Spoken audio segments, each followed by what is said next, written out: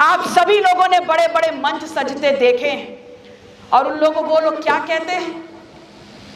वो कहते हैं मन की बात से कि हम इस देश को आत्मनिर्भर बनाना चाहते हैं। जब ये बात बोली हमें भी बड़ा अच्छा लगा।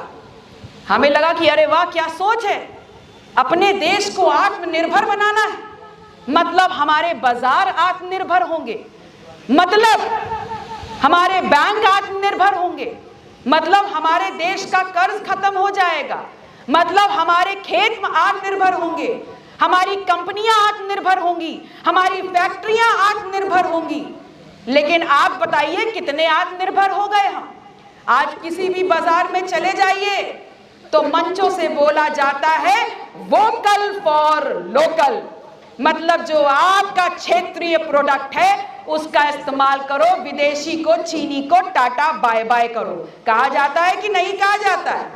लेकिन जब आप बाजार में जाते हैं तो कौन दिवाली पे लगाने के लिए कौन सी बत्ती लेके आते हो? कौन सी लड़ी लेके आते हो? चीनी लड़ी। कहीं और बाजार में जाते हो तो क्या बोलते हैं? मेड इन चाइना है, लेके जाओ, बढ़िया चलेगा। आत्मनिर्भर बनाते बनाते हमारे पूरे मार्केट को, पूरे बाजार को आप विदेशी चीजों से भरने का काम किया है, और उसके बाद भी हम कह रहे हैं कि हम आत्मनिर्भर बन रहे हैं।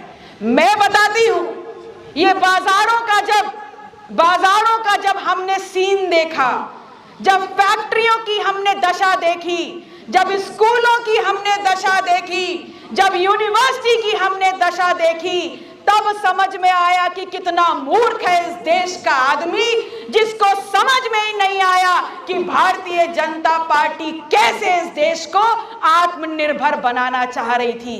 वो आत्मनिर्भर से ये कहना चाह रहे थे कि अब मंदिर धर्मस्थल हमारे होंगे, अब दान पात्र हमारे होंगे, अब हमारी जेब का पैसा उसके अंदर जाएगा, अब उस दान पात्र पे लगे हुए ताले हमारे होंगे, और बिना ताला खोले उस दान पात्र से चंदा चोरी भी अब हमारे हाथों में होगी।